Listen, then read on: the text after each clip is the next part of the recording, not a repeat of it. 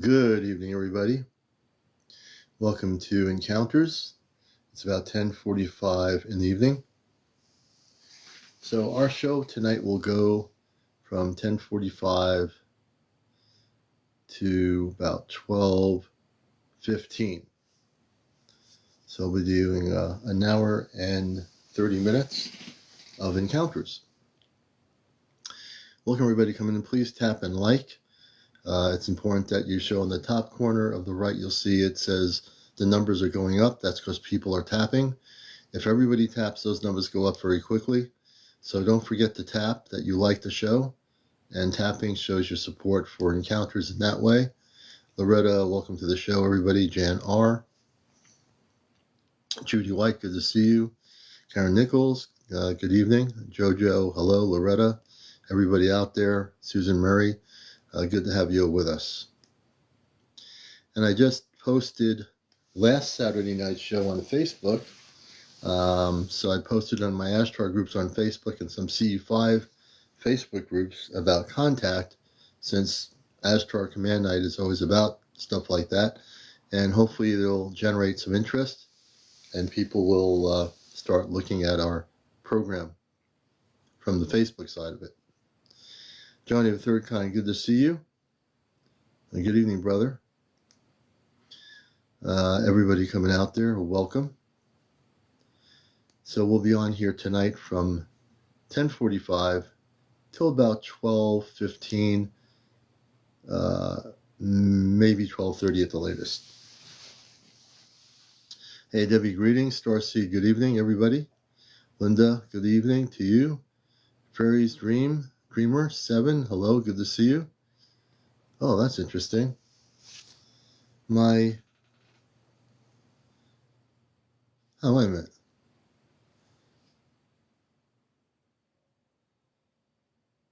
Fire TV remote app connection request. Okay, let me see what that's about. Wait a minute.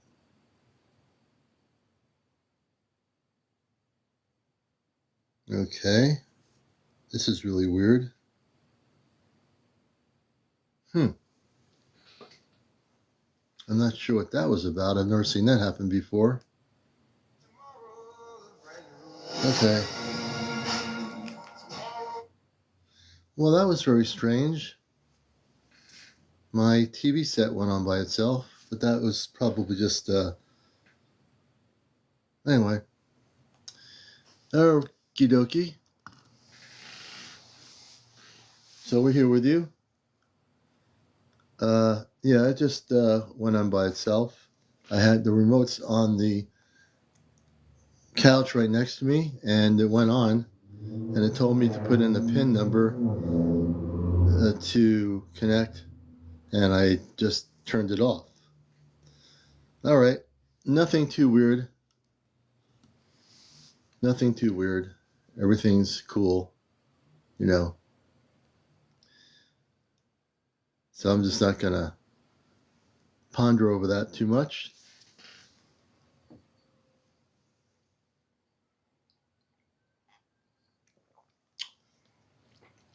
I do it definitely a Christed blessing. I think it was just the TV, you know. It's off now. It's not coming back on. So we're going to stay focused here. That threw me off just a little tiny bit. April, thank you for the marvelous confetti. And welcome everybody coming into the show. We send our welcomes to y'all. I say to y'all. I don't feel like I'm talking from down south. Pooh Bear, welcome.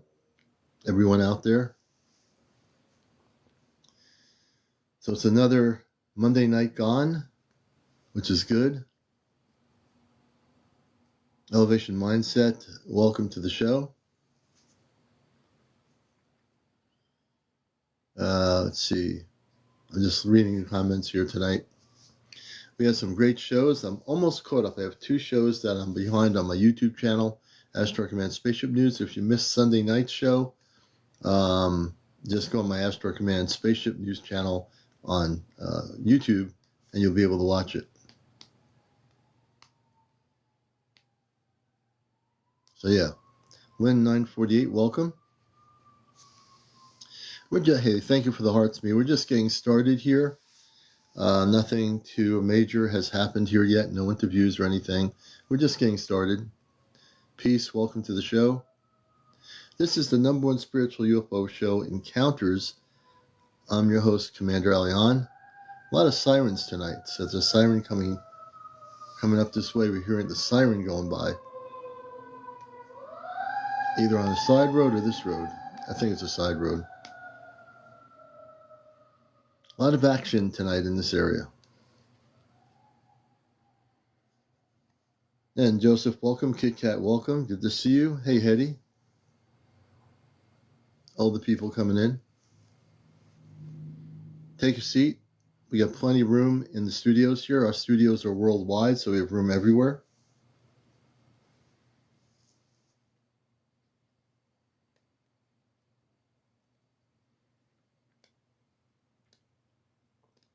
And like I said, we'll be on till about, at the latest, 12:30. We're going to try to sign off earlier in the evening instead of the way it's been happening. So I'll have to get as much in as I possibly can in that time frame. Hey, Marlene, good to see you as well. Everybody, hello, wherever you are. I have all these shows, Elisa, on YouTube. On my Ashtar Command Spaceship News channel on YouTube, you may watch all my past shows. And hey, Craig, welcome to the show. Renee, time out. Welcome, time out. And Billy, welcome. Now is the time. That's a good name. Frank, welcome. Christy. Good to see everybody here. Roy Kramer. Tony Wood. I'm sure we have some Hollywood stars that are watching our show incognito with a different name. So to all the Hollywood folks that are following us, welcome. I know there's got to always be one in there.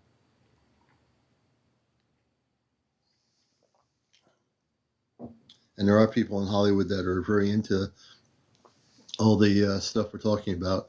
Emerald Lights, good evening.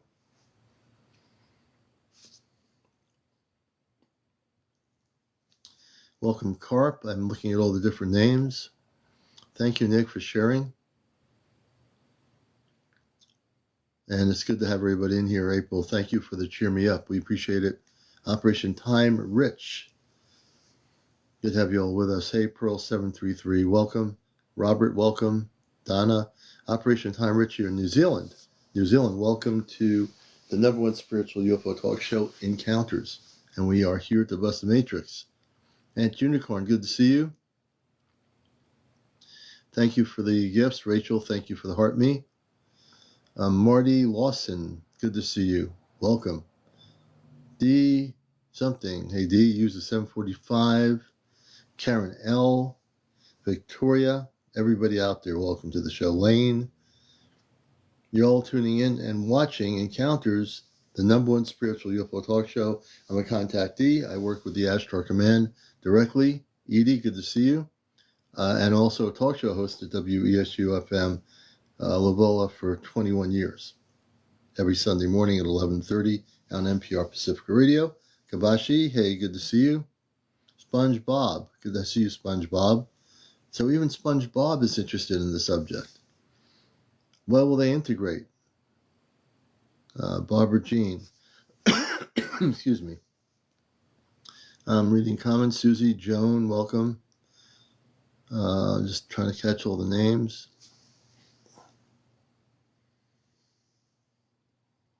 Mike Rodriguez, greetings. It's coming. Lifetime. Aloha, Lifetime.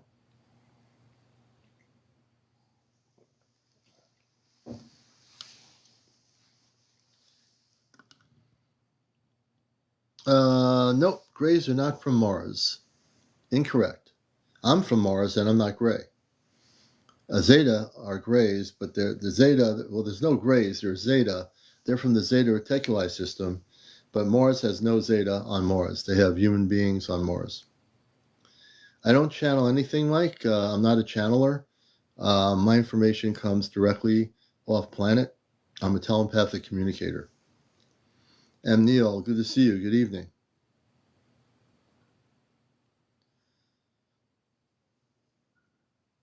I'm just looking at the comments here. Stephen, welcome to the show. Sir M. Litchi, I think it is. Nurses J or Nurse J James, welcome to Encounters. All the people coming in, all the new people I see here. Good evening, Bernie. Good to see you. Kimberly alike, welcome. Awakening. Exotic Vermin. Exotic Vermin likes fruitcake. I like apple cider. Exotic, I drink apple cider. You like fruitcake?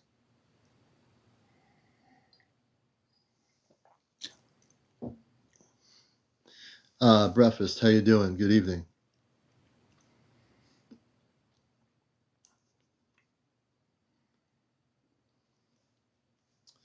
So tonight we are going to get into a lot of things, I'm sure. And we do a lot of interviews with people. We've interviewed people that have direct contact with visitors who are space people. We have people that I've had on here that have been actual abductees. People that have had a lot of experiences with documenting non-terrestrial UFO sightings. We have a lot of these things that are happening here. And this is really a mainstay on social media that's not recorded here, but my shows are recorded and then put on YouTube on my Astro Command Spaceship News channel.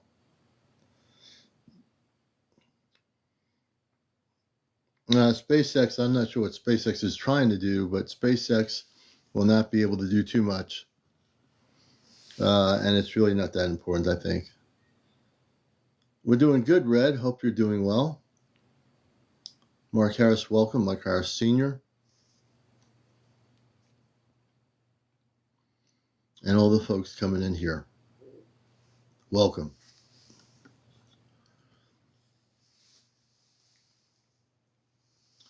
So I went to the Second Heaven tour last week. I have no idea what the Second Heaven tour is. Why don't they bring back the stuck astronauts? I don't think that's their focus. You know, I think that that's going to be dealt with through the people in the space program. But they got bigger things to deal with right now, which is getting rid of the negative ETs on the Earth, like the Zeta and a few others that are still here. So, yeah, their main concern is the transformation of the whole planet right now. The only people that left them was NASA. No one else left them where they are in that particular situation, but NASA and the space program. Let's see here.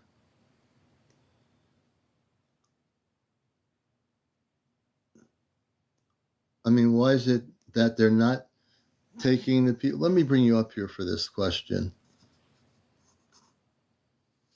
I think it's better to bring the question up and bring you up as a guest. And we do entertain questions here.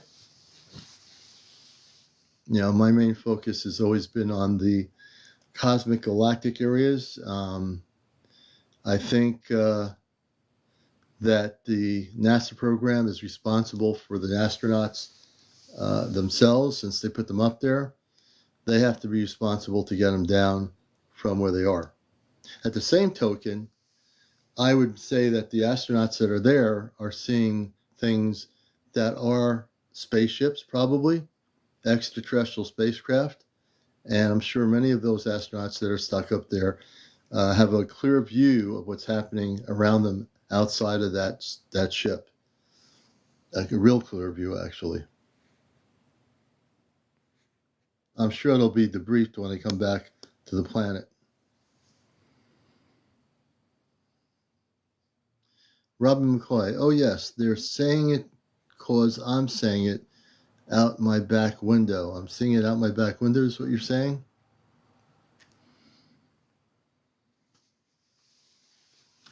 Oh, I think you're saying because I'm seeing it out of my back window, I believe. Robin McCoy.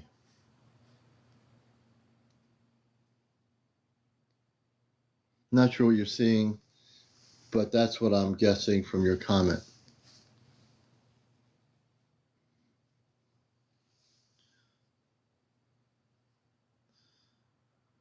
Alva Z, I've mastered the art of summoning. Robin McCoy, I even have a photograph of a king or something in the sky. I'm just reading people's comments here.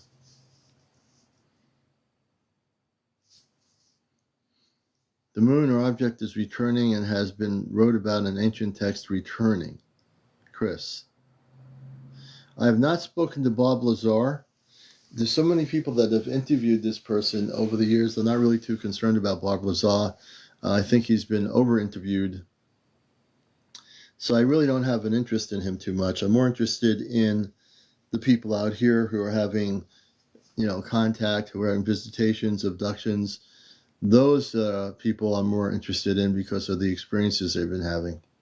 Bob Lazar is interesting. I know about his interviews, about all the stuff regarding him, but I'm not too concerned with Bob Lazar.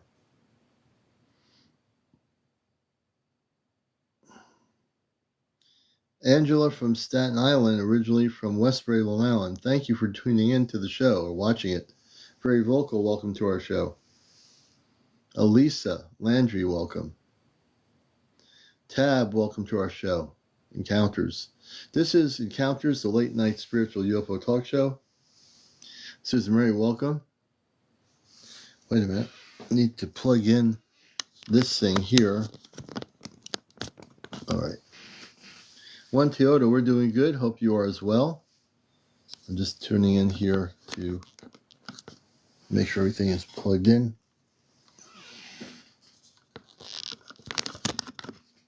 Let's see here.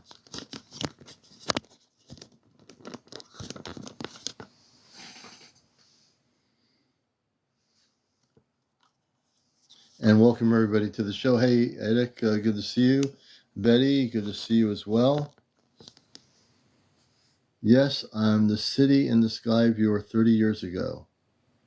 I'm not sure what that means. I'm a city in the sky viewer 30 years ago.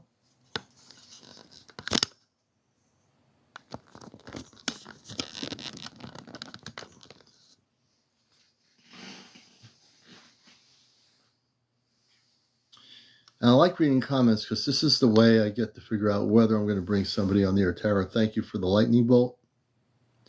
What I will say is that there are a lot of sightings going on now, and a lot of people are posting them. I have my folks here that post stuff, and they're actually recording real spaceship video footage. Mike Masters, welcome. So I do know a few people on here that are really dedicated to documenting their visual aspects of the spaceships. And there's more of that that's going to happen. I think a lot of people, if they spend more time looking in the sky, they will see that there are different types of spaceships coming to Earth. They might be up real high in the sky, but you can record them. And I think that's one of the things you're going to want to focus on now, folks, is to be more focused and prepared about that happening. Debbie, good to see you. And Jay Nee. Robin McCoy says they're covering the sky in Columbus. We can't see the stars. That's interesting. If you're talking about, I know that they've been doing stuff during the day for years where they try to cover the sky so you can't see, even during the day, things that are happening, except for maybe a commercial jetliner. But, yeah, there's a lot going on.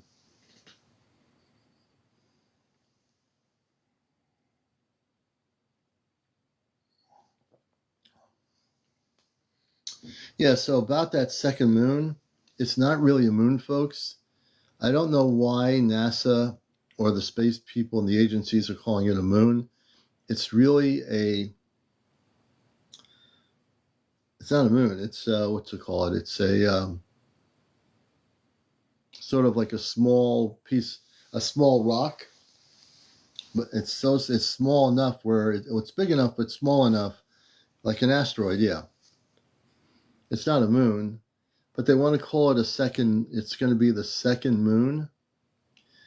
It's pretty much, yeah, meteorite. Yeah, they're pretty much kind of, I hear the word asteroid, meteorite. Either way, NASA's lying when they call it a second moon. I don't know where their people are so educated that they're calling this thing that's going to be circling around us or being around us for 2 months a moon when it's not even a moon.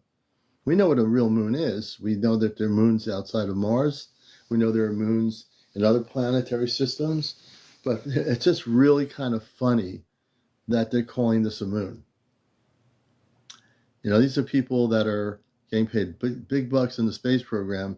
So we're going to release a report to the public that they're looking at a moon, a second moon. It's exciting. It's a second. If there was a real second moon, it would not look like what they're telling us it is. Yeah, it pretty much is hyper interest, Edie. You know, it's just kind of weird that they would do that. You know, the more important thing that's more interesting than what NASA is talking about is the fact that we live in a planet now that's about to, in a year and a half, have contact. That's more important than this little meteorite or asteroid that's going to go around us for 2 months, and they're calling it a moon. Really? Hey, look, they can do what they want. Yes, Vince, I have. When I was a kid in the 60s,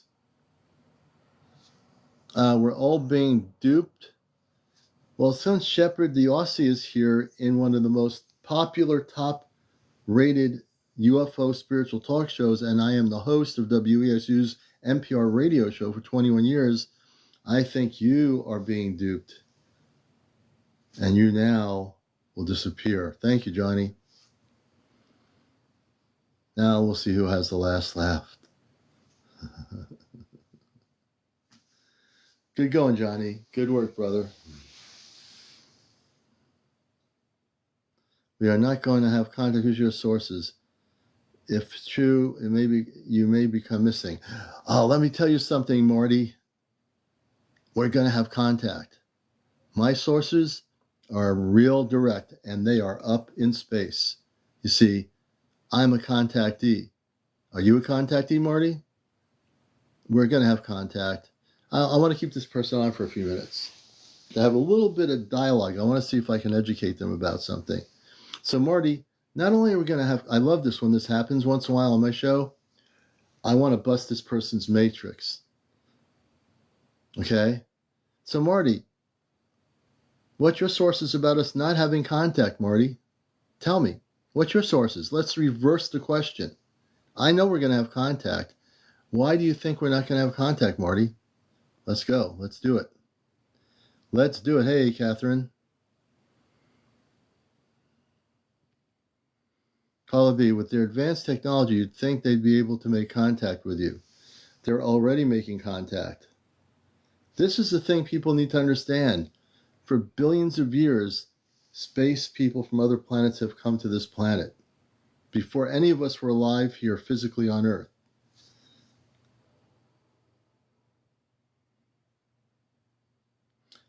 That's true, Robin. NASA can't control within the sky, neither can the government. They're scared. Let me see here. I could have had contact. I may or may not have had contact. I'm going to bring Marty up here. You have to be over 18. No smoking, no vaping, no drinking, no drugs, no paranormal discussion, no politics, no religion. I want to have this discussion here. Oh, no, he can't. They only have 3 followers. They got to get up to, a lot of followers, but we can have at least reading their sentence. So now Marty says, I could have had contact. I may or may not have.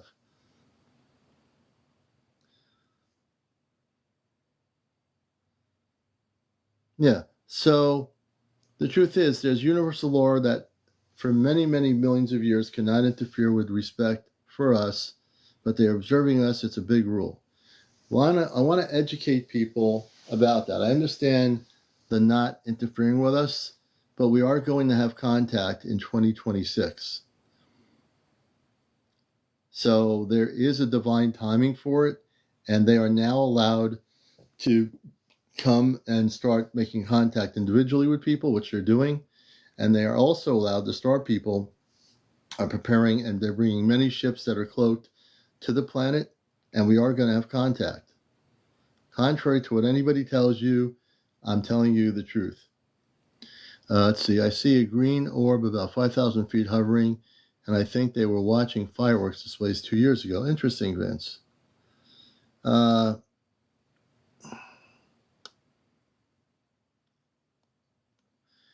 David, they will be friendly. I'm a contactee with the Ashtar Command.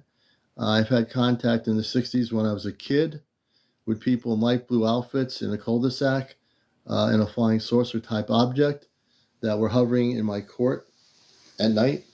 And they were men and women, human like we were, and they were telepathic and they were very spiritual. So the contact we're going to have in 2026 will be of the very positive kind. These people are human. They're from many different planetary systems way beyond Earth, and they're coming here to assist us. But they're not here to fix our problems. They'll help us, but we're going to be the ones to be proactive in doing that.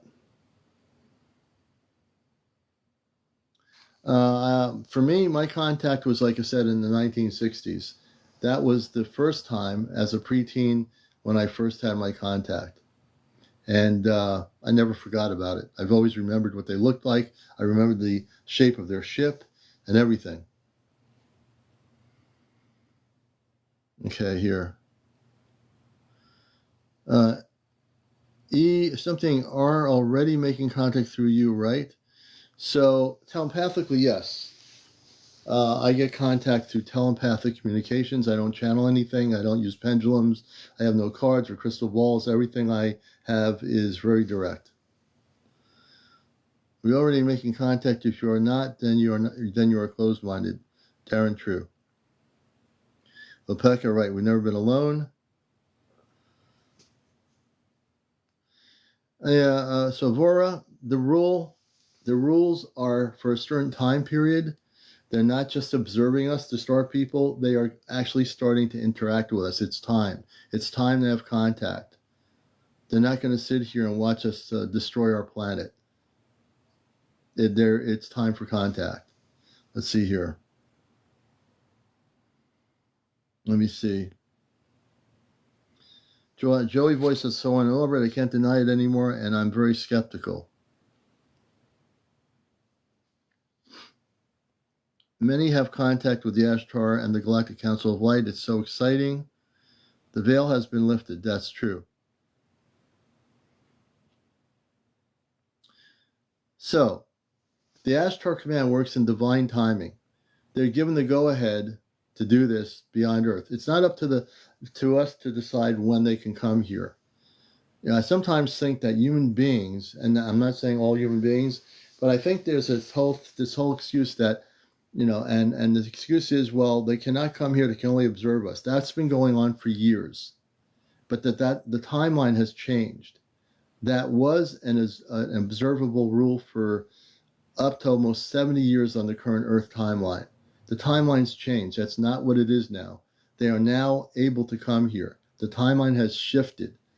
If you do not want to start people to come here, all I'm going to say is, then you better go hide in the closet because they're coming, and they're coming big time.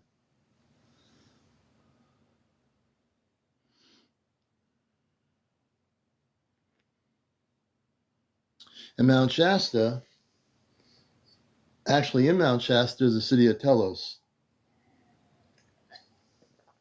So when you think about the star people coming to Earth, the space people, the positive ones, remember there are space people living on our oceans in Mount Shasta, in the Agartha network, where entrances are in the Himalayas and the Tibet, that are living within the Earth. They're already here.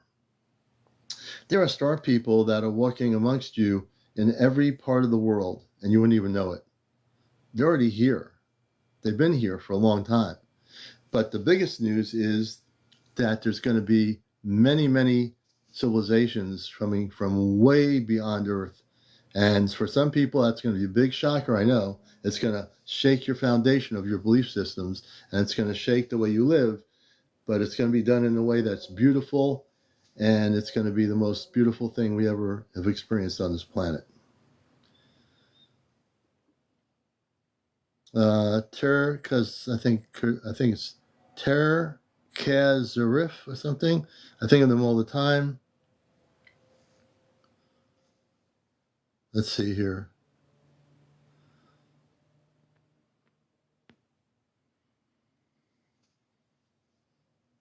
Did they tell you if the universe is teeming with life? Of course the universe is teeming with life.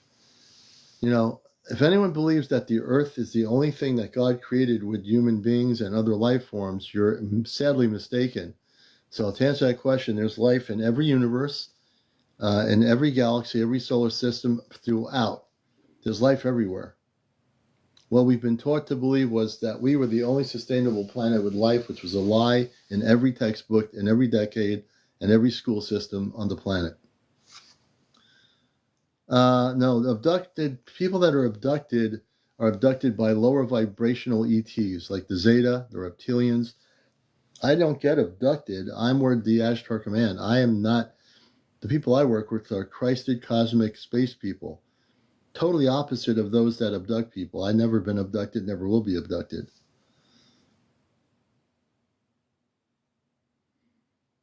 So, Raymond, are you saying who are they? The people that we're going to make contact with are our star family. If you don't know what star family is, those are space people, men and women and children that come from other planetary systems that are living in peace and harmony in the universe, and they are coming here back to Earth to make contact with humanity, with our planet. They're already doing it on a very small scale right now, but it's going to be very massive as we go into 2026. Were you not frightened? Linda Lou, you asking me about being frightened? I'm not sure that question's for. Linda Lou, let me just scroll down here. Bohemia Light, hey, good to see you.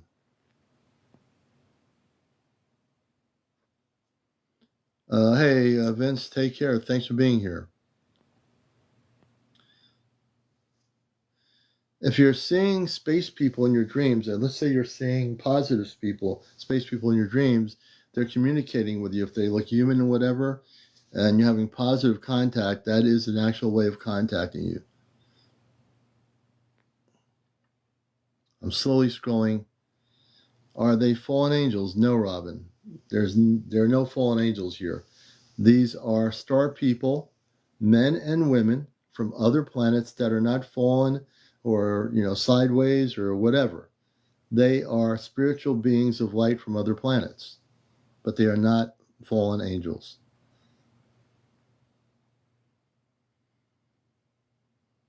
Honeybee says, we made contact. Contact is pretty cool. Honeybee, so who did you contact? Honeybee, I think, is in Canada. Honeybee, we made contact. Contact is pretty cool. Hey, Sandra, thank you for the share. So I don't really communicate with an ET race.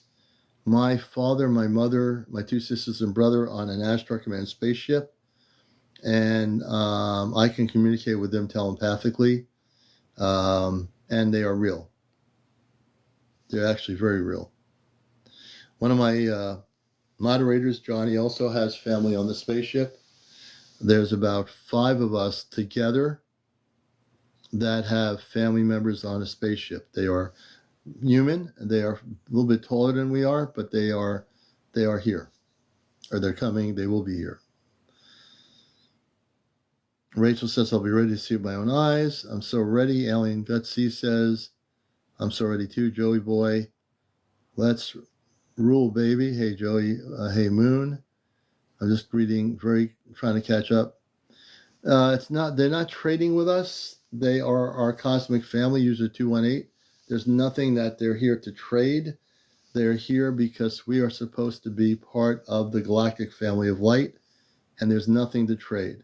They're here to help our planet and to have our planet become pristine the way it was supposed to be before the power people, the power structures over many decades, through many centuries, messed up the planet.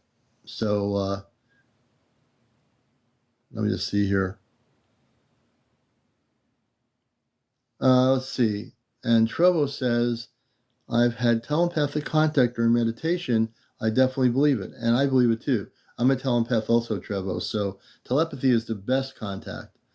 Babs the Whip. An orb flew over myself and Andy's daughter when we went out to watch a meteor shower. The world ends in 2030. Something is coming, cube-shaped. David, the world is not ending in 2034. There's not going to be an ending of anything. In 2026, there's going to be contact by the Ashtar Command to our planet Earth, and things are going to be transferred into a much more beautiful scenario, but there's no ending of the planet Earth. Just to let you know. They're coming to help the Earth. That is, Tamara is correct. Judy White, I'm a contactee. I've been with the Ashtar Command for years. I know who the space people are that are coming, and they are human like you, Judy. They're a little bit taller than you. They have families. They have daughters and, sons, and they have families on their own planet. They're vegetarians. They don't eat any meat. They are not coming to hurt us. The Ashtar Command and those that represent the Ashtar Command are coming here to help us. The people that are hurting us right now are the people in power and government that are blowing up countries with nuclear bombs, not nuclear bombs right now, but they are creating wars all over the world. You should be looking at how we treat each other on the planet, the power structures, the people, the prime ministers, the queens and kings, the so-called presidents of the countries. Look at the mess our planet's in. We're talking about they're coming to hurt us. We've been hurting ourselves. We don't need anyone coming to hurt us. We've been doing a really good job of that, polluting our air with oil spills in the oceans. I think we've done more harm to our own planet than anybody ever will. But the truth is, the space people that are coming, they're just human like you, like me. They're very, very spiritual, very loving people. Unlike on Earth, where people have greed and hate and war and jealousy, there's none of that on these planets. They live in complete harmony, unlike us.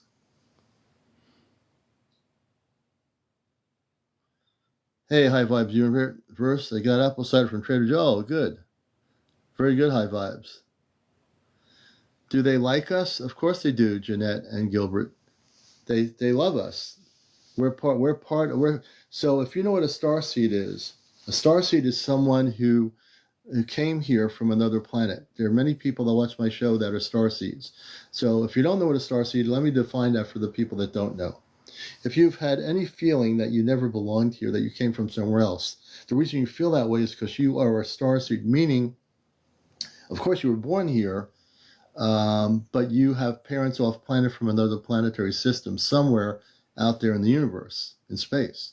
You just don't remember yet. So that's what a starseed is. So did I like us? Yeah, of course they do. They love us. We've been so brainwashed by our media, by sci-fi movies, by stuff on YouTube, on TikTok, making it look like some negative ETs are coming to eat us all up. It's just not true.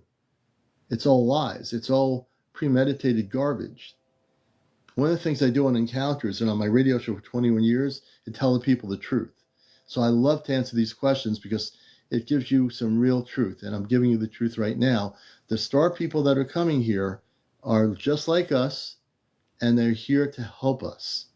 And if you hear anything contradictory by anybody live or anybody on an internet website or YouTube or anything, or by the government, don't believe it. It's all complete fabricated lies. Have you heard of the 7 luminaries No, I have not heard about that piece. Good to see you. Get the W. Good to see you. Trevor, I don't even ever see their faces. I think telepathy is the first step, Trevor, if you know how you feel. So sometimes you could ask them if you want to ask them, Trevor, in your telepathic communications, are they Christed beings of light? That's the first thing. When you're having telepathic contact, say, do they believe in Christ? Are they Christed beings of light? If they answer you, yes, we are very loving beings, they could be lying to you, but in most cases, if they have to answer that question, they will answer it, and they answer it positively, and you feel that energy is good, then keep the telepathy going with them. And Trinity says, I see them a lot in my mind's eye too. Kaz says, I dream of them all the time. They told me when Earth's vibration is higher, they will come. And Earth's vibration is higher. It's just that there's still people on the planet that are asleep.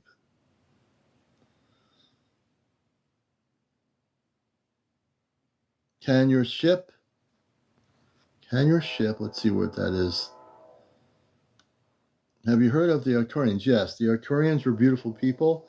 They are part of the Ashtar Command, and I have heard of the Arcturians. They're actually very tall. Hey, Mishmish. And Mishmish says, Starseeds, we were born with a mission to help Earth. We heard the call for help by Mother Earth. Greg 1212, why don't you tell them to fix your eyes so you don't need glasses? You are the chosen child. Well, I've never considered myself the chosen child.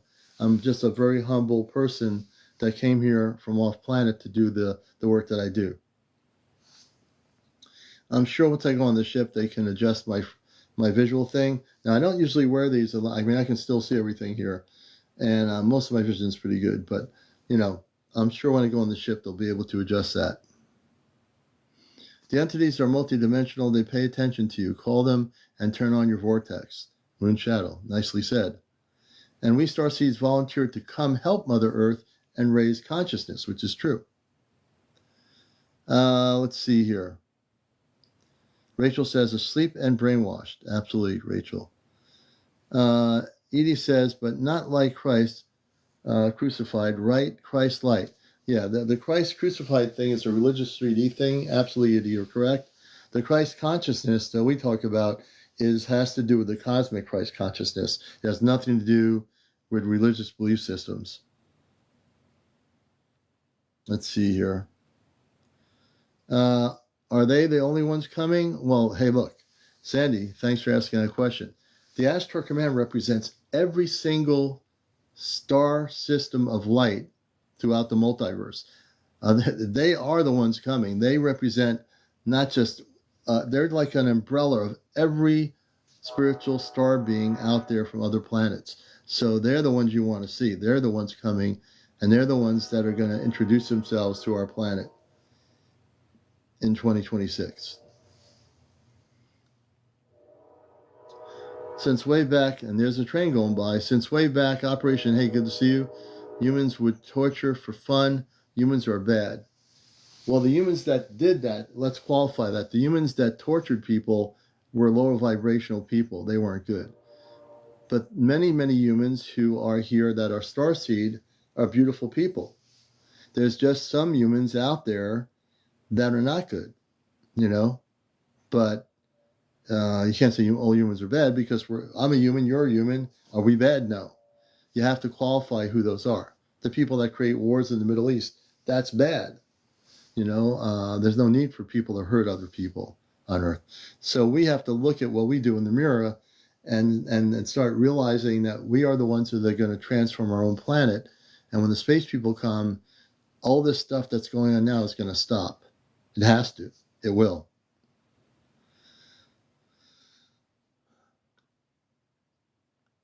And Nicole, thank you. Let's see. Castor oil on eyelids at night. Organic cures eyes and cataracts. Oh, interesting, Sun Glazer. Ashley, hey Ashley, they're not allowed to mess with our human experience, illness. Once they come, we will be helped, yes. And they're coming, as Ashley knows. Hey Karen. Can they control reptilians? Yes. So let me give updates on that part of it. The Ashtar Command is already here rounding up the reptilians that are hiding around our planet. The Zeta Reticuli are being rounded up. There's still fragments of them or segments of them around the planet, and they're trying to hide but they're being caught and they're being sent off planet. So they are controlling it. 756, thank you. Let me see here. Wisdom. Oh, my friend Wisdom. Sorry about that. I just checked the green room. And then Wisdom was sitting in the green room. You're in the green room all this time. They didn't serve you coffee, tea, or apple cider. What's going on here? I'm sorry about that. I got to talk to green too. I know it is very green. How you doing there, my friend? Pretty good. Cut my hair. I just noticed that. You look very, very much like a movie star now. I don't know what to say. I think I look like a little kid now. I'm like, oh my gosh. No, you look good. You're doing good. So what's going on? I'm having so many questions about what's happening now. It's crazy. Oh, well, let's see. We're in, what month are we in? Is it September? We're in September going into October. Okay, so we got about 6 weeks left before the Star Knowledge Conference, and it's funny because I'm listening. I've been listening for about 15 minutes or so, and it's like, a lot of the people, and they have so many questions because they're I mean, and they should, because it's one of those things where it's like, how do you know? Like, how do you know? Like, there's the people that are just waking up to just being open to the possibility that maybe there are star people, maybe there are other dimensions, and where other forms of consciousness live. But how do you know? Right. That's right. You got to learn like a process or just kind of trust it. And sometimes that's not enough. Sometimes you need more. Me, I had to run around the whole country to find out if any of this stuff was real. Yeah, I know you did. So these people, tonight has been one of those nights where I've never seen so many inquisitive questions. Because I think on some level, people are coming here for answers, and and we have the sensitivity and also the responsibility to give them the honest answers that we do know because of my experience, your experiences. We, especially doing my show here, I'm trying to keep up with all these questions, and there's a lot of them, and most I can answer. Thank God, because of my experiences and my background. But if I was just some new person, I wouldn't know half of what I'm saying. Yeah, absolutely. I mean, there are times where it's like, even still, even though I've been doing this for 20 years plus, there's still times where I question myself, or I have I feel like these moments where I want to know more, and it's like there's always and there's always more, but it's how do you get to the point where you can access more, and then I have to remember that there is the access point, and the access point is something that a lot of us have a hard time getting to, and it's our center. I know I was very lucky when I was young to have people, like one of my cousins taught me a meditation, which was to move my arm from my chest, from my stomach to my head without moving muscles in my arm. And I was like, that's impossible. And he said, well, I know people that have done stuff like that. And I said, well, the only way I'm going to know if it's possible is if I try. If I have to put forth the effort to see if something like that is possible. And there was a number of times where I wanted to give up. I was like, it's not going to happen. And then one night I said, you gotta surrender that voice, that defeatist. And I was like, and so I was like, okay, well, I gotta let go of everything and just kind of allow it to happen. And I did. I finally, one night I got it from here to here, and when I woke up, it was 6 a.m. and the sun was coming up, and I was like, yeah. And it was like the whole night from like 10 to 6 a.m. So my 8 hours I was in meditation, just making the effort to get it from here to here. Yeah. And I was like, wow, okay, well, there's got to be more, and that's what I found that being in that space of surrender of all my thoughts, my emotions, and everything that I think that I am was the only way I could access that. Well, I have to come to find out that there's more than just that way, but Yeah, that's a very helpful way. I mean, song people now are doing the what is it called, binary yeah. beats, you Beats. Yeah, know. I hear a lot of it on the YouTube sounds. And Mm. speaking of contact, Eddie, my friend April is here. What a perfect synchronicity to have us all together. Yeah. Let me see if she wants to come up. I'll try to see if she can come up. I'll see if I can get her on Yeah, here. I read Communion, Sun Gazer. That was a great book. That was a great read. Yeah.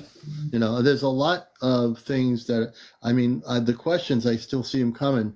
As soon as I got on here, I was swamped with questions about what's going to happen to the earth. It's been crazy tonight. And then, of course, my friend Eddie comes on, which is great. It kind of helps me a little bit there to, save me a little bit here. And we have April here this evening. For folks that don't know April, she is one of our 5 in our group of 5. People don't even know it. Some people I'm sure out here don't have no idea what I'm talking about.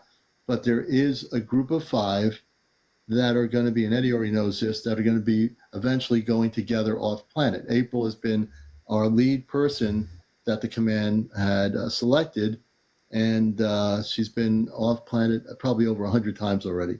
I'm not even keeping count. But I'm going to introduce April to people that don't know who she is and welcome her to the show. Eddie knows who April is. So April, welcome. Hi, everybody. Hi, Eddie. How are you, April? I'm well. I'm well. So chime in here. It's been crazy. As soon as I got in here, I got nothing but questions about what's happening. It's just absolutely nuts tonight. Okay. So what? Well, I didn't even. I just got on, so I haven't seen I any know of the you did. questions yet. So they people just So asking. They've been asking about contact. They've been asking about what's going to happen. Whether I've been trying to give them information about. We already have people in the city of Telos.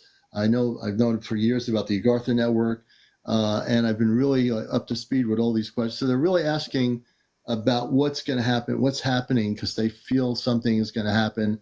And these are people. A lot of these people are new people to the show. So they definitely okay. have been So helping them a lot after. learn about it. But go ahead. Go ahead.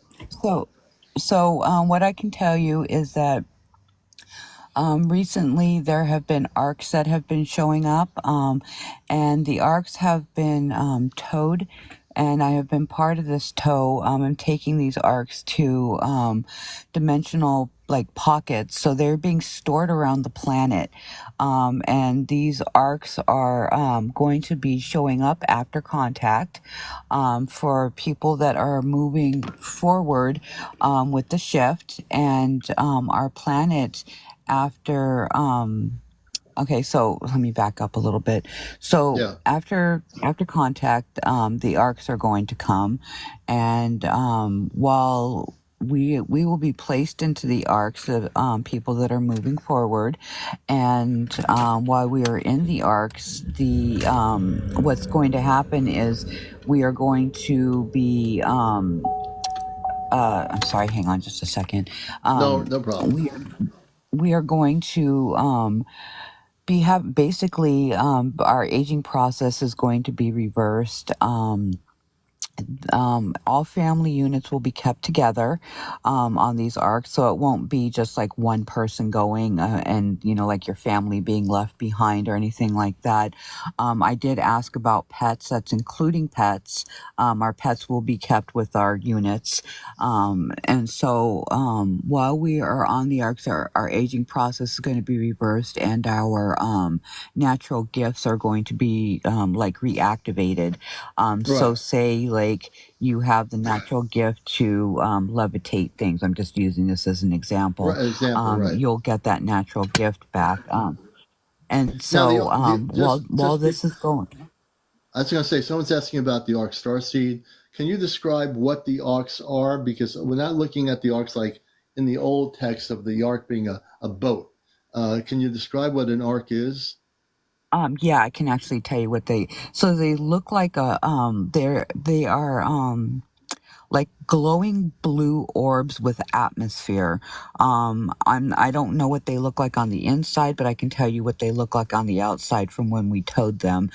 They were able to, I don't know how they did it, but they shrunk them down to a smaller size so that they could be, several of them can be stored Mm-hmm. into one pocket. Mm-hmm. And these pockets are like all around the planet. And so several of them had been stored into like one pocket, and then they moved on to the next pocket. These are all over the planet. So after contact happens, these spheres will come out. They will expand to be larger size, so many people can fit inside of one. And so while we are in like a stasis type state, the planet will be going through some geological changes, basically because planet Earth is a living entity.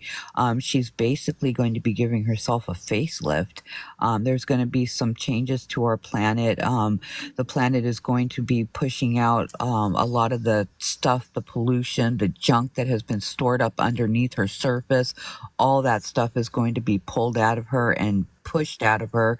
And so a surface of our planet is going to look a bit different when we come back off these arcs. The groups of 5 and the a couple of other groups will be going on to crystal ships, and everybody else will go on to the arcs with their family pods. Or they call them family pods, is what they're referring to them as. What and Angel, I mean, April, what is a crystal for people that don't know, because they're watching maybe for the first time? What is a crystal ship? A crystal ship is it's a special ship.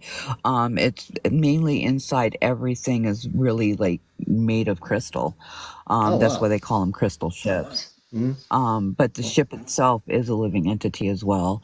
But the inside of the ship there's lots of crystal formations and whatnot going on in there, because the groups of 5 will be also going through some changes. Okay. I want to give some clarity on because people are asking, like, I want people to understand that what April is saying is she's trying to describe it the best way that she can. But when the word arc, it means it's, you know what an arc is, right? An arc, like, or we call it an arch, but what it is, it's a sphere. So an arc is when it's full, when it's all the way around in every dimension and it's a sphere. Okay, so that's what she's trying to describe. So when you're saying, oh, a ship, kind of, it's a vessel, an energetic vessel that can sustain life, but Yes. yeah, it's so out of. I should have explained it a little bit better. I'm sorry. It's Yeah, okay. It's so like the mind concept, you know. Right, exactly. So listen, because you said connected archangels, right? Okay, so when you look at a Merkaba, let me see if I can find it. Okay, but you know the concept of a Merkaba, so it's I can't see nothing. It's all. Oh no. So anyway, when you look at a Merkaba, you know, it's the circle and then like the Star of David in the middle, but then it's like, you know, once you connect it, it's all in a spherical form, right? So when you're saying archangel, what that means is arc as in a sphere, and then angles, right? So that's Merkaba energy. So as humans, we use words to try to describe something. Like that's an actual it's a light vessel, is a archangel. So archangel, right? It's a star vessel that we all have. That's it. It's within us, and it's everywhere. It's in everything. So it's really hard for us to conceptualize that we think an archangel is like this thing, this being, this light being with wings and looks like humans, and that we describe things that way, and they come to us in those forms that make us feel comfortable and like they're friendly and that they're beautiful, and they are. But we have a hard time to conceptualize what they would actually be if we just saw lines and spheres and of light and all this other stuff. We wouldn't know what that was. It doesn't it did something with that's lines and circles and stuff. For us, it's we don't think of those things as alive. We don't think of a circle as having life to it, as being a symbol. But everything has purpose. It has life to it.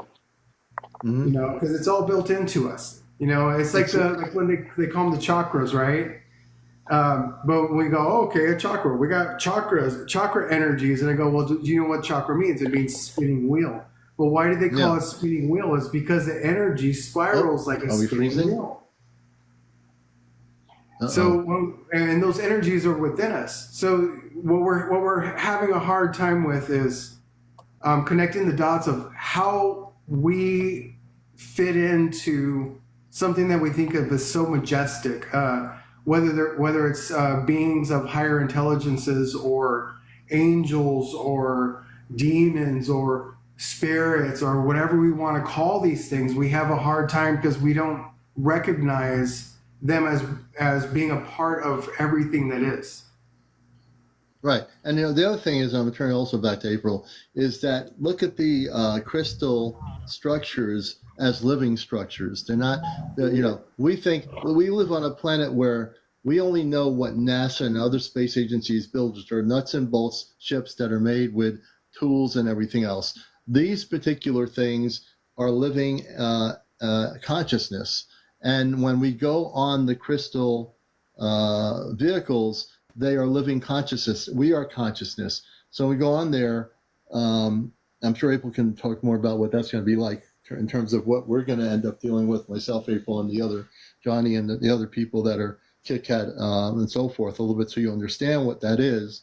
But like Eddie said, the example of the ark, the ark is really a vessel also that is consciousness. And it's going to be a little bit different for humans to understand that because you probably never experienced it before. Now, I can tell you I've never experienced it before. I'm going to for the first time. So I can only go by when I experience it. Then I'll have a better idea of how I feel. My feelings will be more, I can interpret my feelings better when if I want to climb a trail to go to the purple flower on the hill, I need to get there to see it. If I'm going to go on a crystal vehicle, I'm going there. I know I'm going there before major contact. I'm going to have an experience that will transform my consciousness. I've not experienced it. So the right? crystal ships will be happening after contact happens. Okay. So that for us. But the arcs are actually beautiful. They look like almost like small little planets, but they're like really open inside. Now, space people do not see space the same way we do. So like their ships could look very small on the outside, but in the inside, they're huge. Right, they're real, but these ships look beautiful. They are blue, glowing, and they look like they have an atmosphere to them. They're very, very pretty. Wow, absolutely. See, these are things that you would never know if we weren't on here doing these kinds of interactive discussions. And I think that's part of my mission coming to Facebook was how we all organically met each other. Eddie, my friend April, and Johnny, and many of the people I've met here. There's a certain reason why we've connected. And I think it's something that was meant to happen organically, and it did. And it is very important that we've connected because we all have a reason to be together. And it's going to really help transform the earth. What Eddie's doing with the conferences, and I'll eventually be, we'll work on that, Eddie, in terms of me coming out at some point, whenever that is. And I will probably speak at one of these conferences, but I'm going to speak on behalf of the Ashtar Command.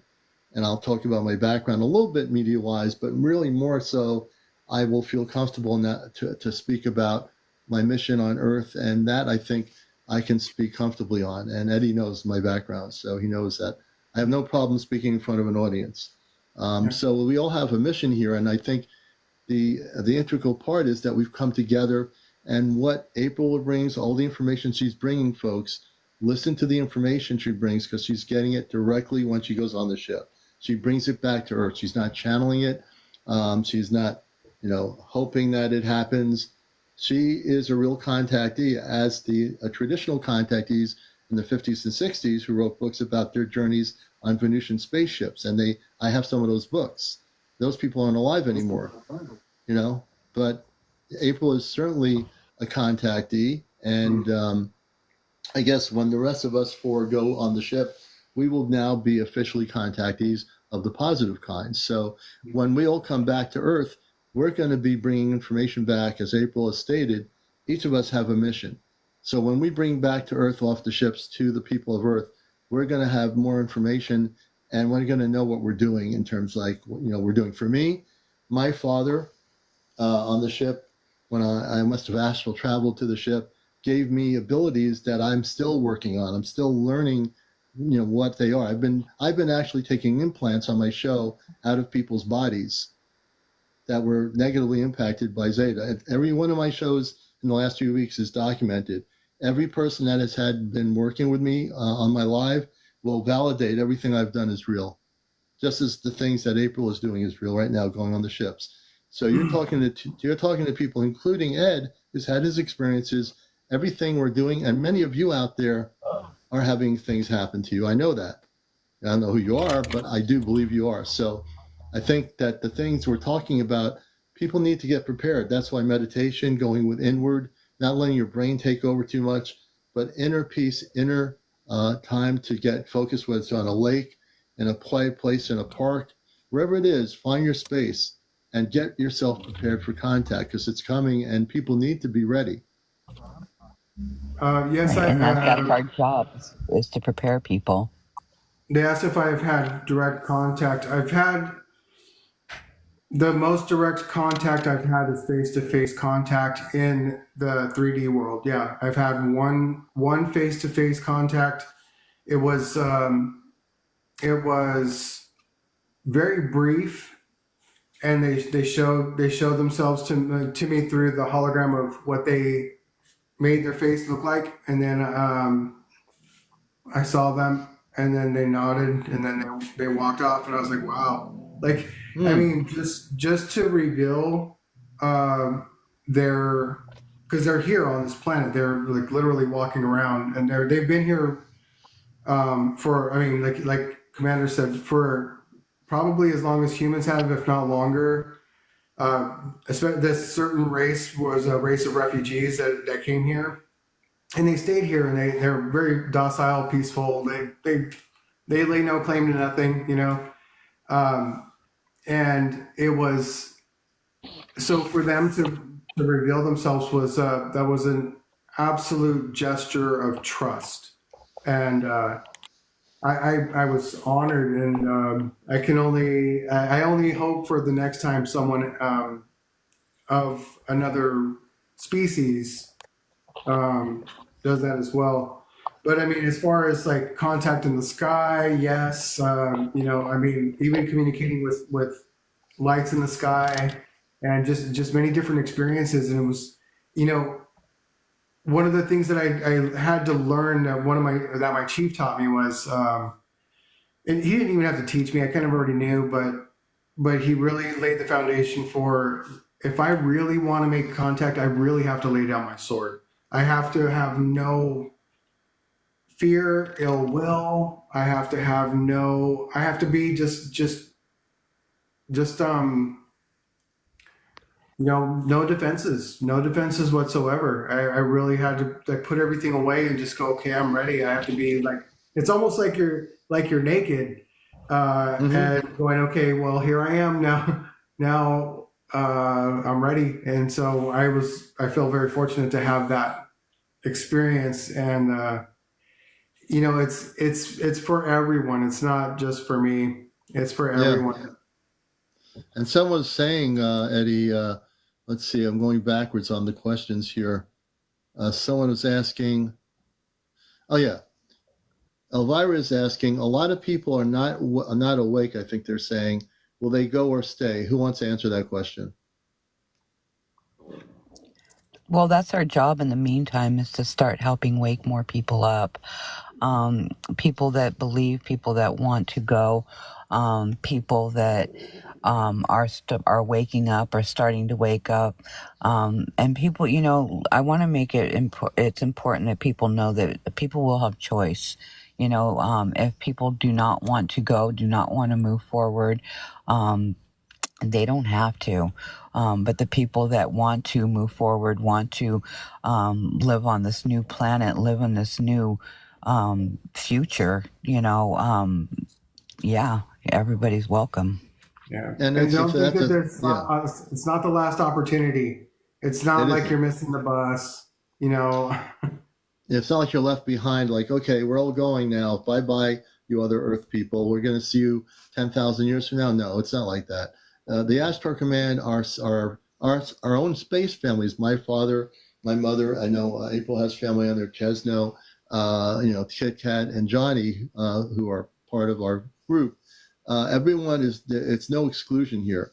When contact happens, if you don't feel you're ready to go, or if you're afraid to go on the ship and actually experience the things you're going to experience for a new Earth, that's okay. I mean, you're not forced to have that happen to you. The one thing our space family is they're very loving. They care about the planet. They care about all of this world, and they're coming here because it's time for us to reunite as one. And that's the thing. There are people that I do understand have a fear of contact. They have a fear. They don't understand what's going on this world now. They know there are people that actually know that there's something's getting ready to happen, and they're not sure how they feel. And that's human feelings, and it's emotions. And we have to understand that. We do. So don't feel like you're gonna be ignored, or that you're gonna be left behind or not left behind. No one's left anywhere. You have a freedom of choice, whether you want to participate and leap forward to a beautiful world, or whether you're not ready to do it. We are here to work with you.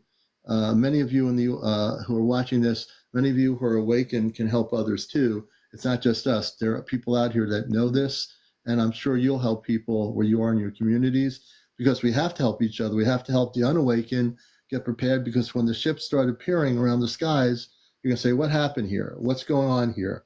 And you don't want to be taken by surprise, but also understand that our own world governments are going to do things to try to make it look like something negative's coming to Earth, when in fact it's the total opposite. And we know that. Eddie knows that from doing the conferences he's doing. April knows that. I know that. And many of you know that. So we have to be totally aware, and we have to turn off the TV set, and we have to turn off all the 3D stuff and get ourselves into a peaceful state.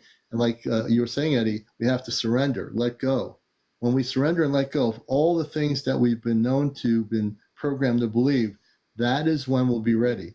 When we surrender, that's a beautiful way of, what you were saying has a really strong foundation of truth. If we let go of that, we will be ready. Once we're naked, all you can see is who you are, right? Yeah. I mean, you can't be anything but your true self. Our connection to everything. When we say our connection to nature, it's not just a connection to the trees, or Right. the birds, or deer, or fish, or whatever. It's a connection to nature is a connection to everything in the entire universe. And it will start small. For a lot of people, it will start small, but some people, it won't be small. For some people, it will be. She said, "Yeah." She said, "Except me," because for some people, they're just ready. So they're just like, Yeah. give it to me now. I'm ready for it. So when they can reach that, because when you hit your center point, the only thing that can happen is you open up, you unfold to the universe. Right. You are the universe. So when you learn, how do you ascend? Yeah. How do you ascend?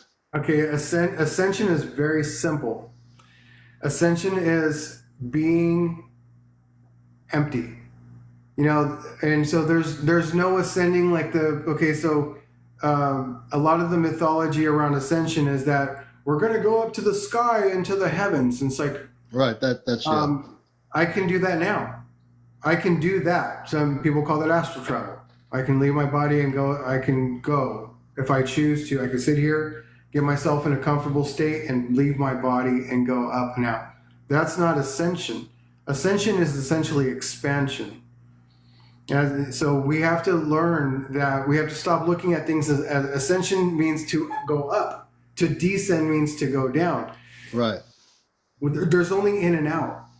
We can go within or we can go without. So, if you start to think of yourself as a bubble instead of a two-dimensional stick figure, there is no up or down. Everything is around everything else. Everything is connected to everything else in a way that once you start to learn, when you expand yourself, your energy out, you fill a room. You can go. If you want your mind to see the other side of the world, expand yourself outside of your house. I mean, your field is about the size of a football field, just sitting naturally. Yeah. Okay. And if you can extend yourself to and through that field, then you can extend that field to the rest of the planet. And if you keep going, you can extend it to the sun or the moon or other planets. This is how you get to Venus and meet the Venusians. You get to meet the ancients from other planets that have been here before. Beings that do not exist in a physical form, that live on planets that are past us, Mars and Neptune and Uranus and all these other places. We can extend ourselves to go, okay, well, nothing is really physical, but everything is connected and everything is conscious. So it's at first, I guarantee you, the first thing that's going to happen is your brain is going to go, I must be dreaming. It must be my imagination. Right. It must be something else. And it's not. That's okay if that happens. But if you believe it, if you believe that that's what it is, then you'll most likely give up. Yeah. I never give advice, but I say on that level, if I do have any advice, is to keep going, to find out if there's any truth. Because what's going to happen is you're going to go, I don't know if this is real. And then, well, the dead go, there's no such thing as dead. Nothing dies. Right. Okay, so what ends up happening is you'll go, okay, well, again, you'll get to the point of quit asking questions, and then you surrender, and then next thing you know, somebody is coming to you with information or an experience that you had, and they had the same experience, and you're like, whoa, wait, you had that experience too, and it's word for word, it's verbatim, it's I've been to the Crystal City, I've been to the Rainbow City, I've been to Venus, and I've seen the structures of the Venusians, and well, are they physical beings? No. What are they? They're etheric. They have an etheric body. They still have a soul body, which is the star that we all are, consciousness, and then they have an etheric body. So they don't have a physical. They're too close to the sun, and they're technically too new because they're still being born. So eventually they will have physical bodies. And someone's asking, and April can chime in too. There 77 Starlight says, "Will we go to our home planet when it's time?" So who wants it? I mean, I can answer that too. Who wants to jump in on that one? Anybody? I can jump in a little bit and say, I can tell you that I definitely know that will be, once contact happens, if you wish to go back to your home planet, you will certainly have that choice. If you wish to come back to the new Earth, that will be your choice. You will have that choice. That will be certainly available. Sorry, I couldn't get my mute off. Oh, no problem.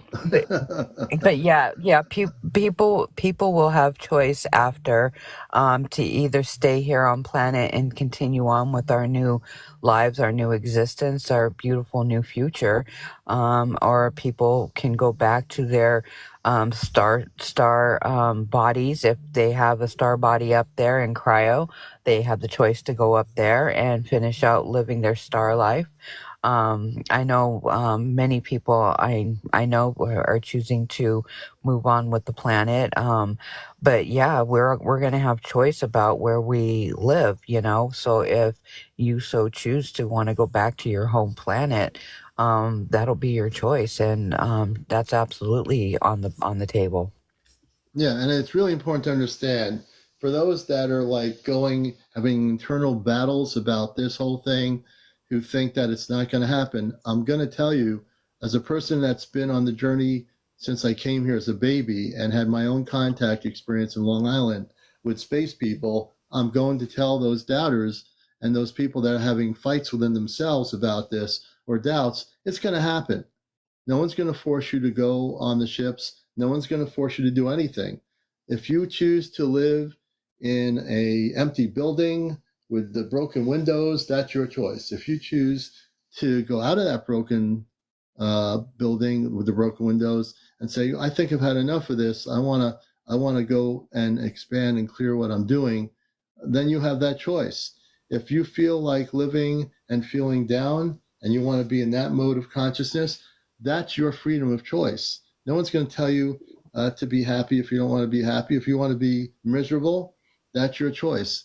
But there are many people that don't want to be miserable. And there are many people that want to not live in a planet that has hurt, that we've had power structures that have harmed our planet, that have created wars, killed men, women, and children for power, for greed, for ego. That's going to stop. That has to stop. But if you wish to live in that kind of earth, there might be a parallel reality of an earth that is doing that, and you can probably go there. But I don't think anybody with a consciousness would want to go to a parallel reality where there's nothing but destruction. If you do, I can't change your mind. You have to work that out. Yeah. I mean, those other timelines where I've had many conversations with elders that did work in the 70s and the 80s and the early 90s. They had an ascension group. I don't know if you guys are familiar with that, but back in the late 80s, they had an ascension group that they were working on ascending on. They were doing mass meditations all over the planet, where they were trying to get the earth to a higher vibration because there was a prediction of a timeline that the earth was going to be destroyed from nuclear holocaust. And there are some of those people that I met that believe that they did stop it from happening, and they didn't stop it from happening in a way that most people would think, well, everything was peaceful after that. That nuclear holocaust happened on another timeline, but they jumped into another timeline where it didn't happen. So that's what I mean by they stopped it. Yeah. So we have a hard time grasping the concept that we are powerful. Every single human has a power structure that is far beyond anything that you've tapped into thus far. And so again, we've gotten the conversation before about all the ancient alien shows and stuff, and they're talking about all the structures and stuff where they built by aliens or where they built it couldn't have been created by a man or human, because we didn't have the tools and all this other stuff. But we don't know enough. We don't know enough about how highly intelligent we were at a certain time in space at one time, where we evolved for a certain amount of time and then we default, because it's a part of a natural thing that happens in our it's like a roller coaster, Eddie, right? Like throughout the billions of years of history, really. Absolutely. Yeah. And so it's always lost. I mean, except for the only thing that never gets lost is the structures that we built with our minds back in the day when we were cutting these stones the size of an entire house and placing it in one place that you can't even fit a piece of paper between them. People go, no, we don't have the capacity to do that. That's ridiculous. But then who did it? Okay, right. So if you don't believe that we did it, who do you believe did it? You know, Mhm. oh, it was God. Well, what is God? Well, we can get into that conversation, but if we don't start to understand that we're coming into that power again, I've seen it. I've seen the things that we can do, and there's nothing that anybody can say that can come on here and say, "Oh, you're just this and you're that." I go, I don't. Right. I've seen it. I've seen it.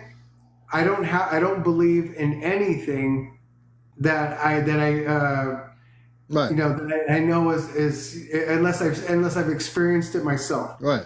That's right. So nobody can change my mind. Nobody. I guess I hope that you have the courage to find the power within, and to go to those like what April's saying.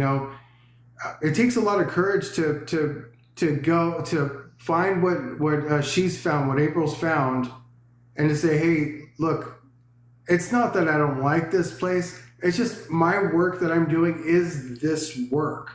That's So right. if it's time for her to go on a ship, return to another timeline, a new Earth, good, because that's what needs to be done. Myself, when I work with the universal laws and the laws of Creator, universal and spiritual laws, I'm working with this for this timeline, so we can change the vibration for this planet.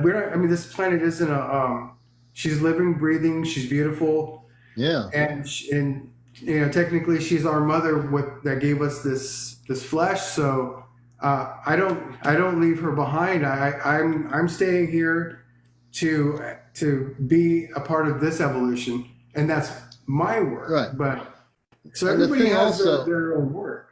and I'm bringing April back into this. So we're not leaving. So let's just be a little clarified with the Earth, and April can clarify that too from recently being on the ship.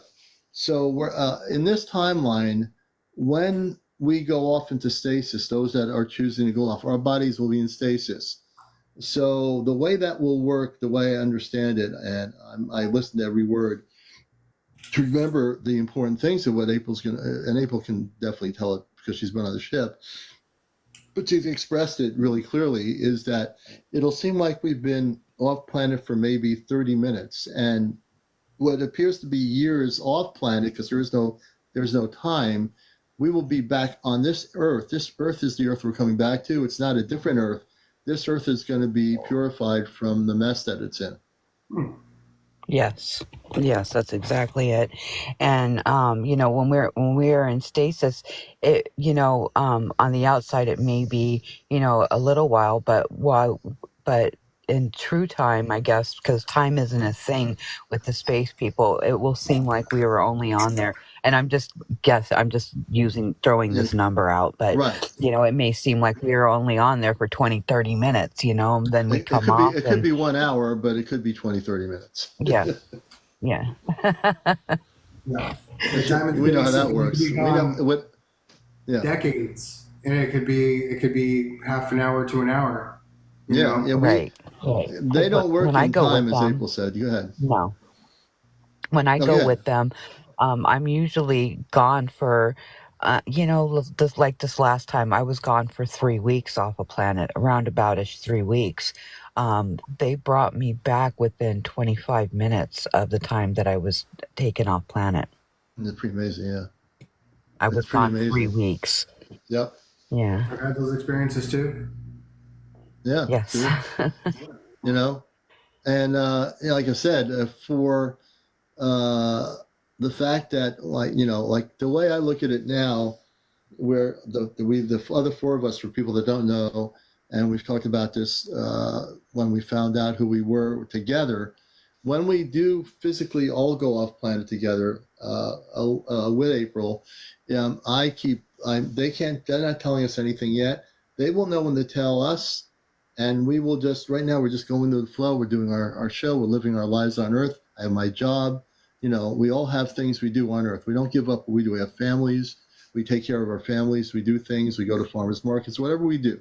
But on the other end of it, in the back of our minds, we know that they will be, between now and next year, there's going to be the space people coming into the living room or wherever we are and saying, okay, Commander, we're ready now for you to come on the ship. Okay, Johnny. Okay, Kit Kat. Okay, Chesno, we're ready for you to come on the ship. Okay, April, we're all going to be together for this important gathering. They'll tell us. We'll know when that time comes. I can feel the energy that it's between now and next year. We don't know when it's going to be. We just know that we know it's going to happen when they tell us it's ready to happen. Right. Pretty much. And even April doesn't know. I mean, how's she going to know? Sometimes they're so cryptid that they just show up when they show up. You know, it's like I don't have a say in when they come or go. They just show up. Now they just show up all the time. But Yeah, you know, before it was, yeah. Yeah, I was trying to remember. It's like a full-time job with these guys. And you don't even get paid for it. No, that's the sad part.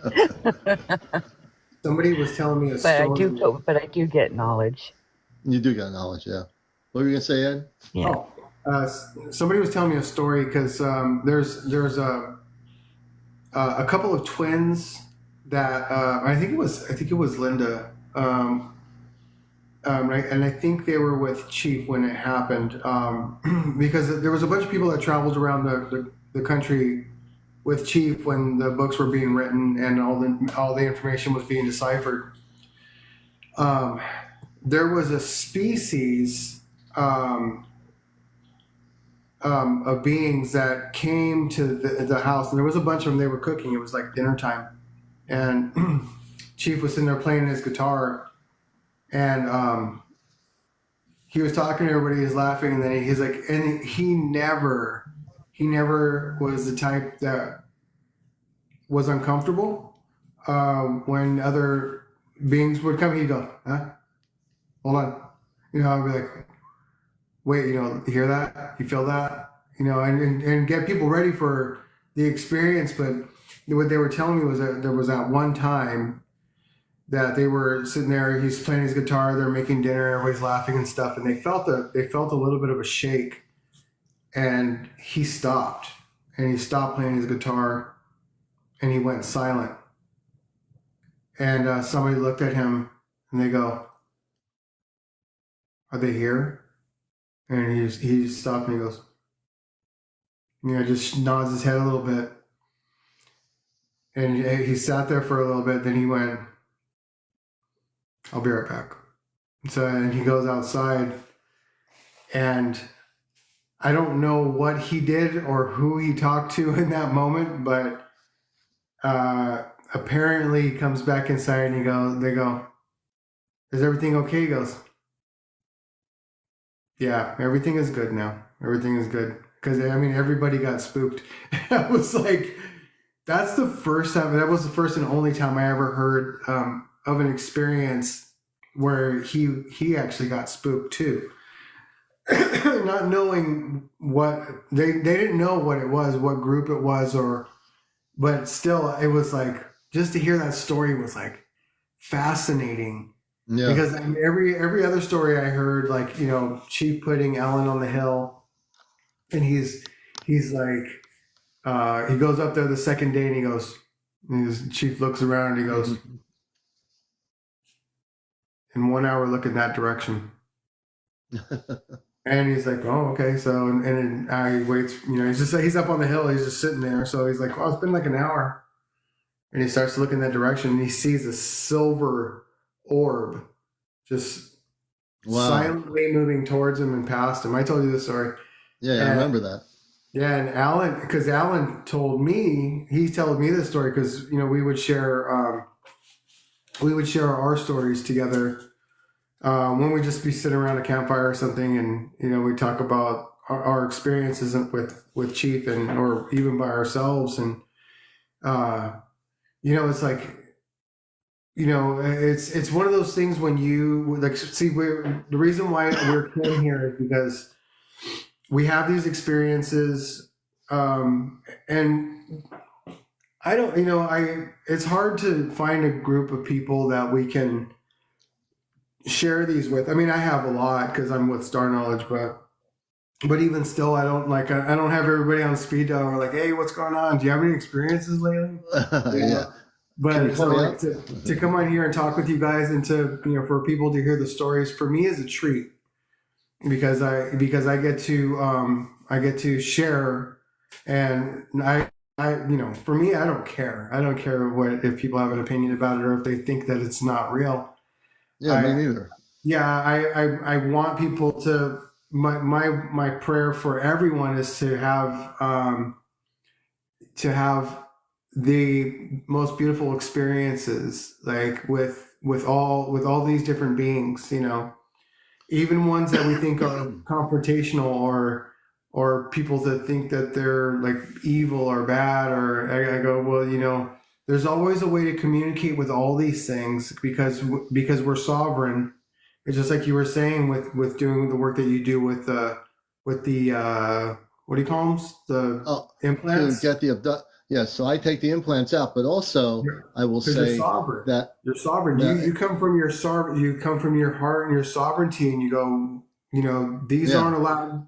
These are going to Nope. we banish them, and so that's what a lot of people don't realize when you're doing that. Because I've seen the comments, and they're going, "Oh well, it's like no, no, no, no, no. If any of us come from our sovereignty, know that all rules apply to all beings in all space and time. That none of the things that anything can try to do to us can stick. Right. We And have our sovereignty. and I will say this in terms of the last few weeks of, I mean, I've been working, and April knows this to be true. With the new abilities I have, I don't like to use the word power because that's a different connotation, but if I use it in a positive way, yeah, I do have what I call power. That is a power to, I've actually, one person had a moving implant in the upper part near his ears.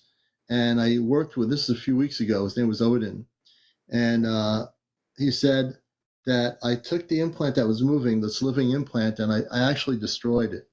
I've learned to, I can only use the words I understand in English, that I take these implants out of people. I had a woman on last night. She had an implant. I didn't even realize, I kind of said, I was like scanning. It was on the lower part of her leg near her foot. And as I did it, this bubble, she said, came out of her, and it was an implant. And another implant came out near her toes. And I destroyed the implant. And people saw me doing this. So I can document everything I've done. I have enough witnesses who've watched me do this. April knows I do this.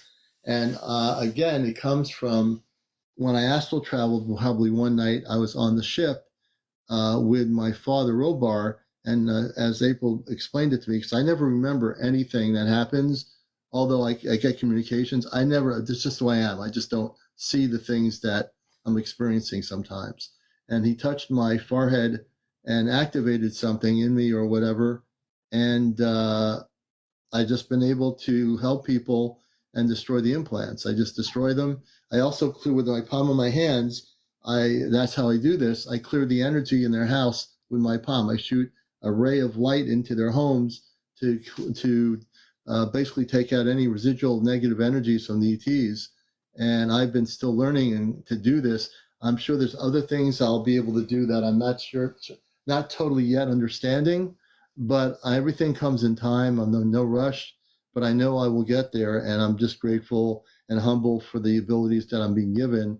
Yeah, everything I do is in service to to help the people. Mm.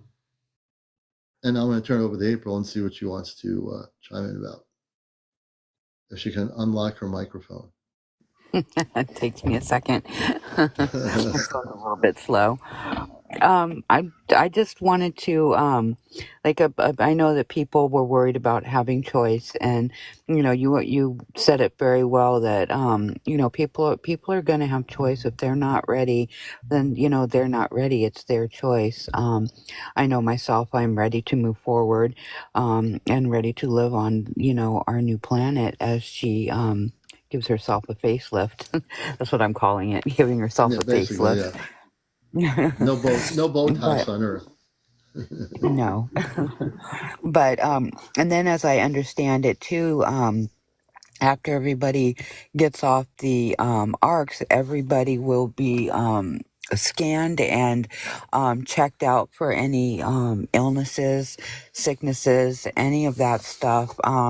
And with the technology that they have stored, all this technology will be coming up from these storage facilities. They prefer we've talked about this before. They prefer the natural way of healing, but they do have other technology because everybody's really worried about med beds. Yes, there are med beds. Tons of med beds are on the ships, but I've seen them. But there is also other medical technology that they have that they've been storing for a very long time, because these beings, a lot of them have been on our planet for a very, very long time. Yeah. Per the cities that are underneath our ocean surface, there is a lot of cities that are underneath there. And we have not touched base on a lot of our ocean floors, but these beings have. They know more about our planet than we do. It's pretty Yeah, sad, that's you actually know. true. What you're saying, they do know more than we do.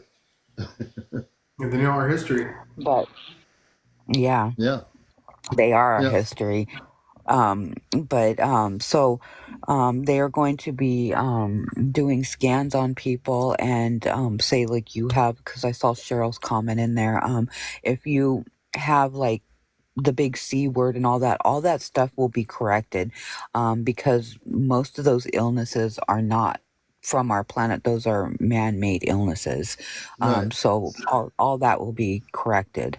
So they want to give us the best. They want to make us the best versions of ourselves that they possibly can, to give us a fresh start on the new planet, And we are definitely going to have that fresh start. I think the integral thing people out here around the world need to know, that this show here, and when April's live, when she's doing lives, and when we're together on these lives, she knows I told her, come in here when you need to come in here. It doesn't have to be Sundays.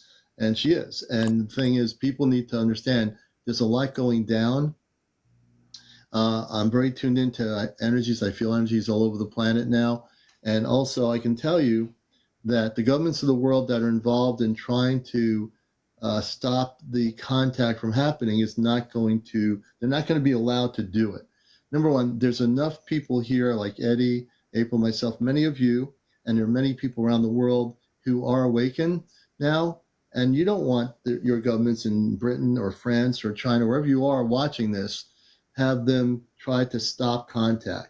I think there are probably a certain smaller amount of governments that are excited about it, but the ones who've covered it up for over 70 years, they're freaking out. They don't know what to do. They have people. There was a former CIA agent, and I was watching a video of this person. I don't know his name exactly, but he said that they know that there's contact coming, and he was formerly in the CIA. I don't know if he retired or what it was, but he said expressly on a talk show somewhere that, oh yeah, there's going to be contact. Now the government knows that there's going to be contact on Earth. They cannot stop it. The Pentagon, that's the space program on Earth, which exists, cannot stop it. Matter of fact, if they even tried to stop it, the Astro Command ships can neutralize every single weapon on this planet. Understand what I'm saying? I'm speaking not just as a talk show host. I'm speaking as an Astro Commander on Earth. That we can neutralize every single nuclear weapon, every conventional weapon, every weapon that exists, from the smallest to the largest, can be neutralized so it doesn't even operate. This is what they have to understand. And maybe the Pentagon might understand it. They have reverse engineered technology, but even that has been given to them by negative ETs, which is Zeta and some of the other beings. Their reverse engineered technology can be neutralized because the Astro Command has ships that are way more advanced than the reverse engineered 3D ships that the Zeta have. So understand that as we get closer to this, look for a little bit of hanky-panky from people like the Pentagon or other governments that are out there trying to divert people's attention from what's happening. They're not going to stop it. It cannot be stopped. I want the people of Earth to know this from my cosmic perspective of consciousness. Can't stop it. We know it's just, it's about to happen. And I keep feeling that energy in me right now as I'm saying this. It is definitely really close, folks, and you need to get ready for it. It really is. Yeah. There's so much that I know a lot of people wish that they knew, but some things you probably don't, and it's okay, because it's once you know certain things, you can't go back. And that road, for a lot of people, is for the brave. The brave. It's not for the faint of heart. And I think that's what stops a lot of people from moving further into the knowing, because and there's nothing to be afraid of. I don't want to spook anybody by that comment. What I mean by that is, you to understand that when they're saying, like looking for the lost city of Atlantis, and then there's all these TV shows that make it show that it's on land. And I go, the Mayans, the Mexica, the Maya,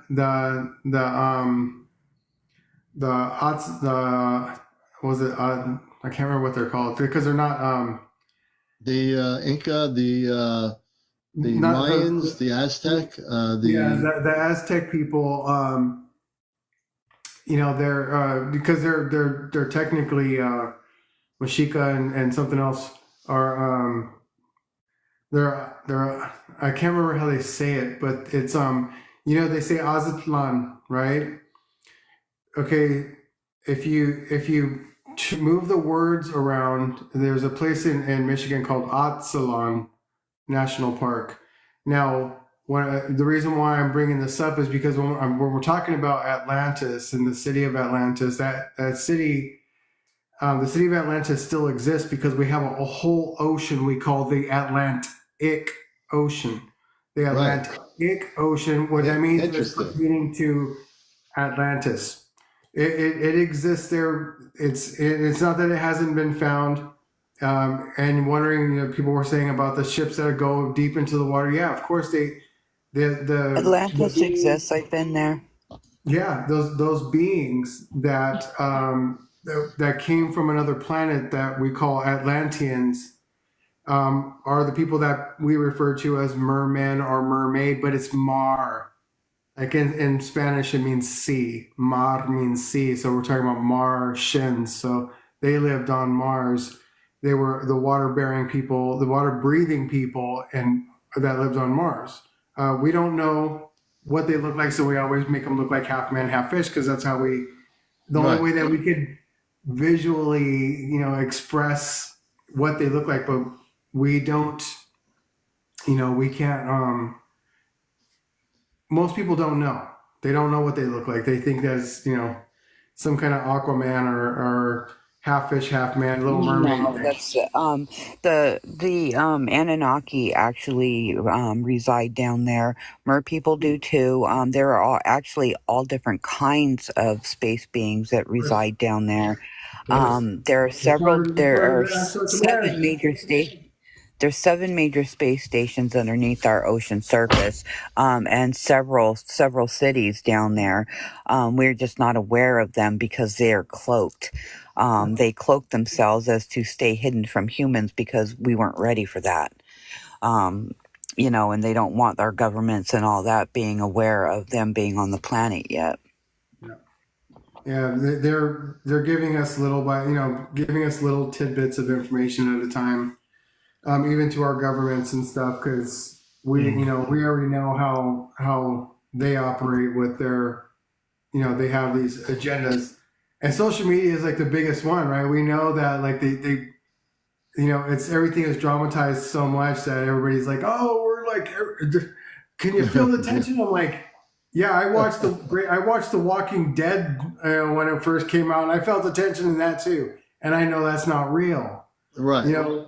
So, I take everything with elections and governments and politics and goings on in the world as, I take it as, it's for entertainment purposes. I mean, I've read The Art of War, and I know how it's all done and the agendas that were pushed, and it's been done for thousands of years. And the one thing is, because I'm going to close this show down a lot early, because been going on for so late on the evenings. I'm not getting enough sleep, I don't think. But I just want to have final comments. I just say I am voting this year for nobody. Absolutely for nobody. I vote for me. I vote for you. Right. I'm voting for everyone else in here. All of us here. All of us here. I'm voting for all of you. Yeah. I'm voting for nobody else but all of you. I guarantee it. But I'll tell you this. I love this content, and this is so important that we're discussing this now. And we're going to be discussing this more, either on April's live, my live. So, more and more. Yes, we're going to do the interviews with people, which is an integral part of my show. I mean, this is disclosure, right? Having people, helping people. That's part of my mission now. Not just interview them, but if they've been dealt with by negative ETs, if I hear their story and read what's happening, I will work with them on my show live and take out the implants and destroy them. And that's part of my new mission that I've been given to me. I've never done this in my whole life, taking out implants and destroying them. Hey, Commander, but I'm yes. going to hop down now. Oh, good. Well, I'm going to hop down now. I'm gonna take you off the ship. I don't want you to fall, so let me just do this here. Just gently. Good night, everybody. I love you. See, and I'm gonna get ready to hop off of here too. But she's gonna be going on the ship either sometime this week. I don't know when, but I'm letting her go. Eddie, I want any last words from you before I get ready to hop off the ship or on the ship. I just want to encourage everyone to, just whatever it is that you feel, because there's a deep yearning inside of you to watch, us ridiculous people talk about all this ridiculous stuff, but it hits home somewhere inside of you. And I want you to know that we're not special. We're all the same. We're all made of the same stuff.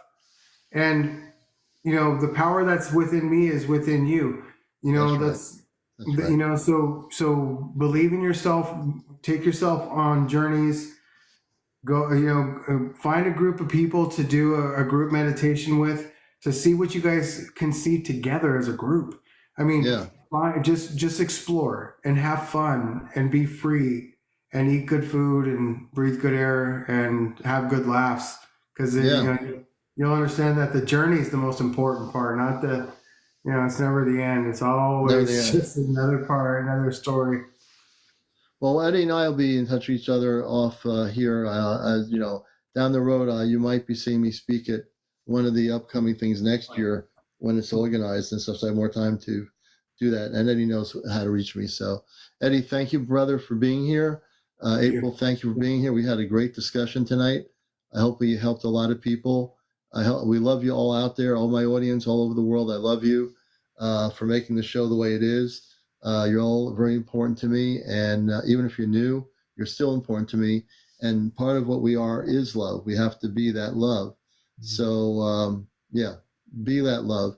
Take time to connect with yourself, meditate, give it 20, 30 minutes a day or at night, whatever your free time is. But make time for yourself, and that's the most important thing you can do. And your family. And also, if you are married, have a boyfriend, girlfriend, or whatever, love those people too. Make sure you love your family that you're biologically connected with, because they are going to experience this, and you might be the only one that can help them understand.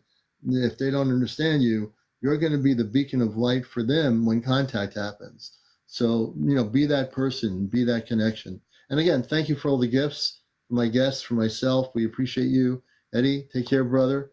Whenever you wish to stop in here, come on the ship.